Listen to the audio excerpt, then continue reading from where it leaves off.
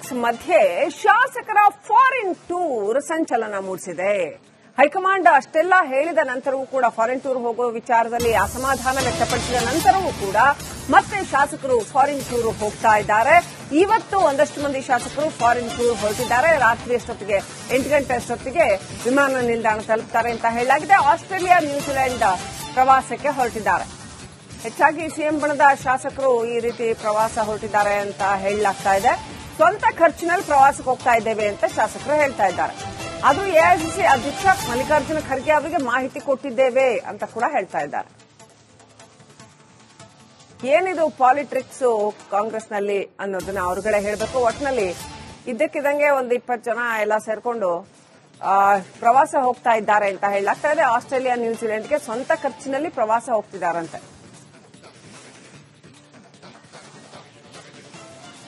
ಹಗರಣಗಳ ಮೇಲೆ ಹಗರಣಗಳು ಸರ್ಕಾರದಲ್ಲಿ, ಜೊತೆಗೆ ಗ್ಯಾರಂಟಿಗಳಿಗೆ ಕೊಡೋದಕ್ಕೆ ದುಡ್ಡಿಲ್ಲ, ಇಲಾಖೆಗಳು ಕೆಲಸ ಆಗದೆ, ಕಾಮಗಾರಿ ಆಗದೆ ಹಾಳು ಸುರಿತಾ ಇದ್ದಾವೆ, ಮೂಲಸೌಕರ್ಯಗಳಿಲ್ಲದೆ ಜನ ಬಾಯಿ ಬಿಡ್ಕೊಳ್ತಾ ಇದ್ದಾರೆ. ಒಂದೊಂದು ಕ್ಷೇತ್ರಗಳಲ್ಲೂ ಕೂಡ ಸಾವಿರ ಸಮಸ್ಯೆಗಳಿದೆ. ಆಡಳಿತ ನೆನೆಗುದಿಗೆ ಬಿದ್ದಿದೆ. ಇಷ್ಟೆಲ್ಲ ಇರುವಾಗ ಈ ಶಾಸಕರು ಒಂದಷ್ಟು ಮಂದಿ ಫಾರಿನ್ ಟೂರ್ ಹೋಗ್ತಾ ಇದ್ದಾರೆ. ರಾಜಕೀಯ ಅಲ್ಲ ಅಂದ್ರೆ ಹಾಗಾದ್ರೆ ಮತ್ತೆ ಯಾಕೆ ಹೋಗ್ತೀರಿ? ಇದು ಸಂದರ್ಭನ, ನೀವು ಫಾರಿನ್ ಟೂರ್ ಮಾಡೋ ಸಂದರ್ಭನ ಒಂದು ಟೀಮ್ ಆಗಿ ಇಷ್ಟೊಂದು ಜನ ದೊಡ್ಡ ಸಂಖ್ಯೆಯಲ್ಲಿ ಇನ್ನಷ್ಟು ಅಪ್ಡೇಟ್ ಪಡ್ಕೊಳ್ಳೋಣ. ನಮ್ಮ ಪ್ರತಿನಿಧಿ ಹನುಮಂತ್ ಲೈವ್ ಕನೆಕ್ಟ್ ಆಗಿದ್ದಾರೆ. ಹನುಮಂತು, ಅವರು ಹೇಳ್ಬಹುದು ನಾವು ಸ್ವಂತ ಖರ್ಚಲ್ಲಿ ಹೋಗ್ತಾ ಇದೀವಿ, ನಾವು ಫ್ರೆಂಡ್ಸ್ ಹೋಗ್ಬಾರ್ದ, ನಾವು ಇಷ್ಟೆಲ್ಲ ಈಗ ಕುಂಬಳಕಾಯಿ ಕಳ್ಳ ಅಂದ್ರೆ ಹೆಗ್ಲು ಮುಟ್ಕೊಳ್ಳಂಗೆ ಇಷ್ಟೆಲ್ಲ ಎಕ್ಸ್ಪ್ಲನೇಷನ್ ಯಾಕೆ ಕೊಡ್ತಾ ಇದ್ದಾರೆ? ಆಮೇಲೆ 20 ಜನ ಒಟ್ಟೊಟ್ಟಿಗೆ ಯಾಕೆ ಹೋಗ್ತಾರೆ? ಇವ್ರು ಯಾರು ಹೋಗದೆ ಇರೋರಲ್ಲ. ಇವರು ಹಾಲಿಡೇಸ್ ಬೇಕಾದಂಗ್ ಮಾಡ್ತಾರೆ, ಕುಟುಂಬ ಸಮೇತ ಬೇಕಾದಷ್ಟು ಪ್ರವಾಸ ಮಾಡ್ತಾರೆ. ಅವಾಗ ನಾವು ಕೇಳೋದಿಲ್ಲ, ಅವರು ಹೇಳೋದಿಲ್ಲ. ಹೀಗೆ ಯಾಕೆ ಇಷ್ಟೆಲ್ಲ ಹೈ ಡ್ರಾಮಾ ನಡೀತಾ ಇದೆ ಅಂತ ಏನ್ ಅಪ್ಡೇಟ್ ಇದೆ?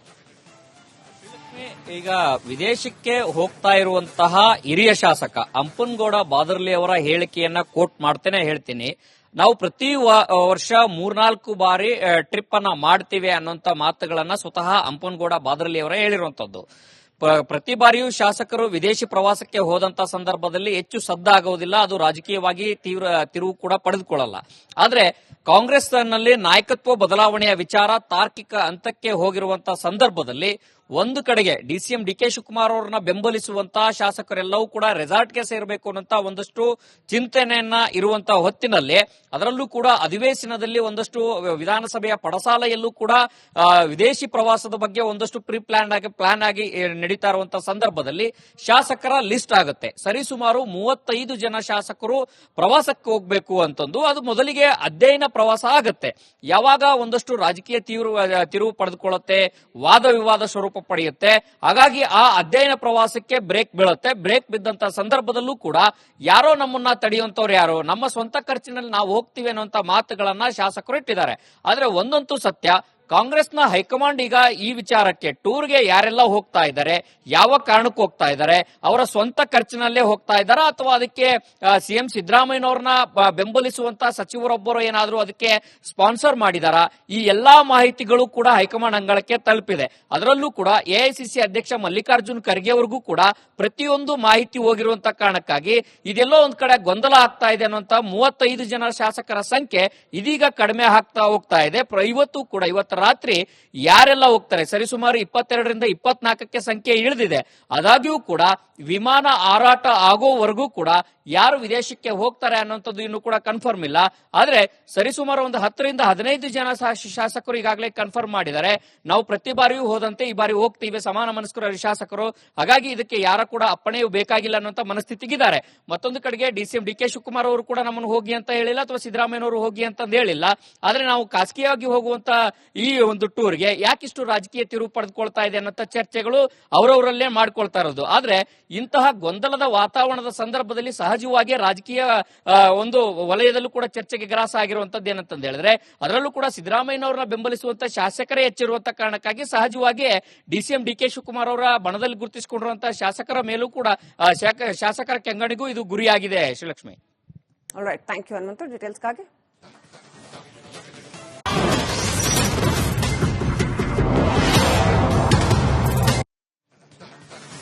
ಪಾಲಿಟಿಕ್ಸ್ ಮಧ್ಯೆ ಶಾಸಕರ ಫಾರಿನ್ ಟೂರ್ ಸಂಚಲನ ಮೂಡಿಸಿದೆ.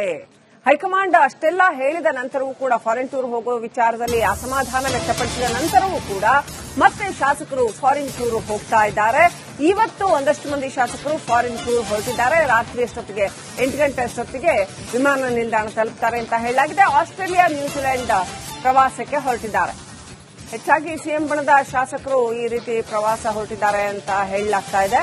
ಸ್ವಂತ ಖರ್ಚಿನಲ್ಲಿ ಪ್ರವಾಸಕ್ಕೆ ಹೋಗ್ತಾ ಇದ್ದೇವೆ ಅಂತ ಶಾಸಕರು ಹೇಳ್ತಾ ಇದ್ದಾರೆ. ಅದು ಎಐಸಿಸಿ ಅಧ್ಯಕ್ಷ ಮಲ್ಲಿಕಾರ್ಜುನ ಖರ್ಗೆ ಅವರಿಗೆ ಮಾಹಿತಿ ಕೊಟ್ಟಿದ್ದೇವೆ ಅಂತ ಕೂಡ ಹೇಳ್ತಾ ಇದ್ದಾರೆ. ಏನಿದು ಪಾಲಿಟಿಕ್ಸ್ ಕಾಂಗ್ರೆಸ್ನಲ್ಲಿ ಅನ್ನೋದನ್ನ ಅವರುಗಳೇ ಹೇಳಬೇಕು. ಒಟ್ಟಿನಲ್ಲಿ ಇದ್ದಕ್ಕಿದ್ದಂಗೆ ಒಂದು 20 ಜನ ಎಲ್ಲ ಸೇರ್ಕೊಂಡು ಪ್ರವಾಸ ಹೋಗ್ತಾ ಇದ್ದಾರೆ ಅಂತ ಹೇಳಲಾಗ್ತಾ ಇದೆ. ಆಸ್ಟ್ರೇಲಿಯಾ, ನ್ಯೂಜಿಲೆಂಡ್ಗೆ ಸ್ವಂತ ಖರ್ಚಿನಲ್ಲಿ ಪ್ರವಾಸ ಹೋಗ್ತಿದ್ದಾರಂತೆ.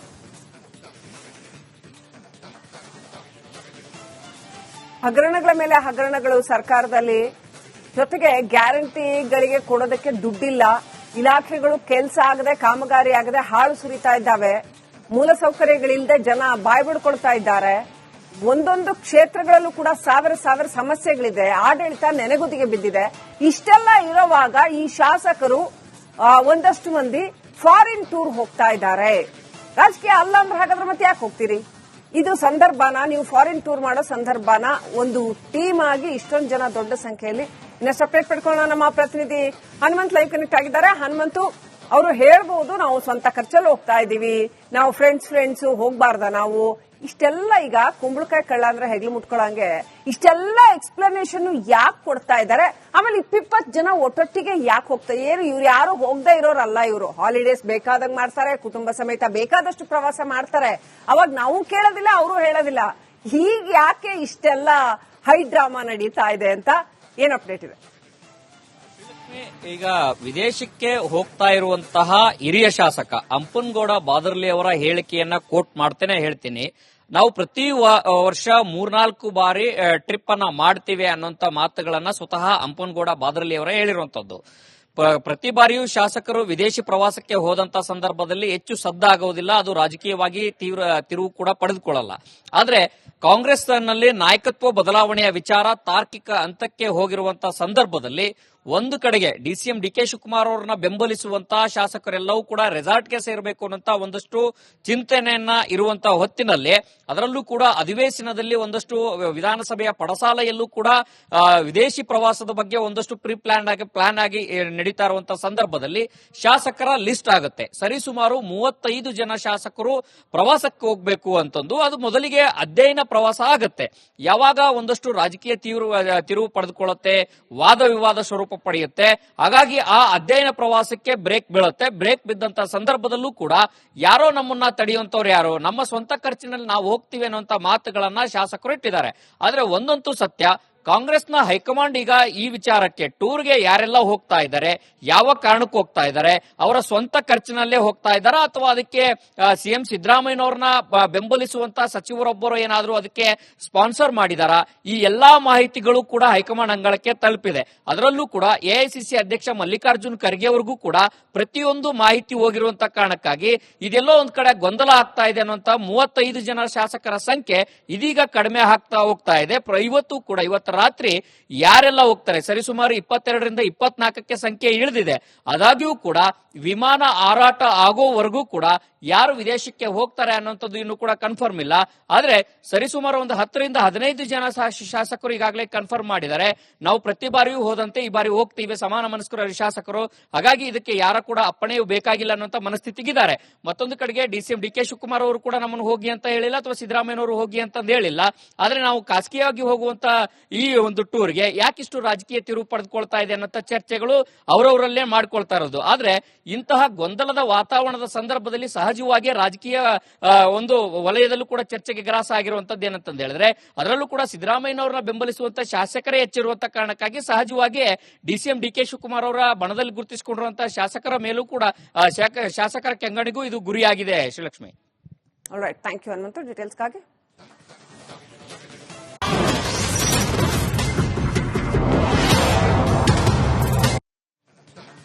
ಪವರ್ ಪಾಲಿಟಿಕ್ಸ್ ಮಧ್ಯೆ ಶಾಸಕರ ಫಾರಿನ್ ಟೂರ್ ಸಂಚಲನ ಮೂಡಿಸಿದೆ. ಹೈಕಮಾಂಡ್ ಅಷ್ಟೆಲ್ಲ ಹೇಳಿದ ನಂತರವೂ ಕೂಡ ಫಾರಿನ್ ಟೂರ್ ಹೋಗೋ ವಿಚಾರದಲ್ಲಿ ಅಸಮಾಧಾನ ವ್ಯಕ್ತಪಡಿಸಿದ ನಂತರವೂ ಕೂಡ ಮತ್ತೆ ಶಾಸಕರು ಫಾರಿನ್ ಟೂರ್ ಹೋಗ್ತಾ ಇದ್ದಾರೆ. ಇವತ್ತು ಒಂದಷ್ಟು ಮಂದಿ ಶಾಸಕರು ಫಾರಿನ್ ಟೂರ್ ಹೊರಟಿದ್ದಾರೆ. ರಾತ್ರಿ ಅಷ್ಟೊತ್ತಿಗೆ 8 ಗಂಟೆ ಅಷ್ಟೊತ್ತಿಗೆ ವಿಮಾನ ನಿಲ್ದಾಣ ತಲುಪ್ತಾರೆ ಅಂತ ಹೇಳಲಾಗಿದೆ. ಆಸ್ಟ್ರೇಲಿಯಾ, ನ್ಯೂಜಿಲೆಂಡ್ ಪ್ರವಾಸಕ್ಕೆ ಹೊರಟಿದ್ದಾರೆ. ಹೆಚ್ಚಾಗಿ ಸಿಎಂ ಬಣದ ಶಾಸಕರು ಈ ರೀತಿ ಪ್ರವಾಸ ಹೊರಟಿದ್ದಾರೆ ಅಂತ ಹೇಳಲಾಗ್ತಾ ಇದೆ. ಸ್ವಂತ ಖರ್ಚಿನಲ್ಲಿ ಪ್ರವಾಸಕ್ಕೆ ಹೋಗ್ತಾ ಇದ್ದೇವೆ ಅಂತ ಶಾಸಕರು ಹೇಳ್ತಾ ಇದ್ದಾರೆ. ಅದು ಎಐಸಿಸಿ ಅಧ್ಯಕ್ಷ ಮಲ್ಲಿಕಾರ್ಜುನ ಖರ್ಗೆ ಅವರಿಗೆ ಮಾಹಿತಿ ಕೊಟ್ಟಿದ್ದೇವೆ ಅಂತ ಕೂಡ ಹೇಳ್ತಾ ಇದ್ದಾರೆ. ಏನಿದು ಪಾಲಿಟಿಕ್ಸ್ ಕಾಂಗ್ರೆಸ್ನಲ್ಲಿ ಅನ್ನೋದನ್ನ ಅವರುಗಳೇ ಹೇಳಬೇಕು. ಒಟ್ಟಿನಲ್ಲಿ ಇದ್ದಕ್ಕಿದ್ದಂಗೆ ಒಂದು 20 ಜನ ಎಲ್ಲ ಸೇರ್ಕೊಂಡು ಪ್ರವಾಸ ಹೋಗ್ತಾ ಇದ್ದಾರೆ ಅಂತ ಹೇಳಲಾಗ್ತಾ ಇದೆ. ಆಸ್ಟ್ರೇಲಿಯಾ, ನ್ಯೂಜಿಲೆಂಡ್ಗೆ ಸ್ವಂತ ಖರ್ಚಿನಲ್ಲಿ ಪ್ರವಾಸ ಹೋಗ್ತಿದ್ದಾರಂತೆ.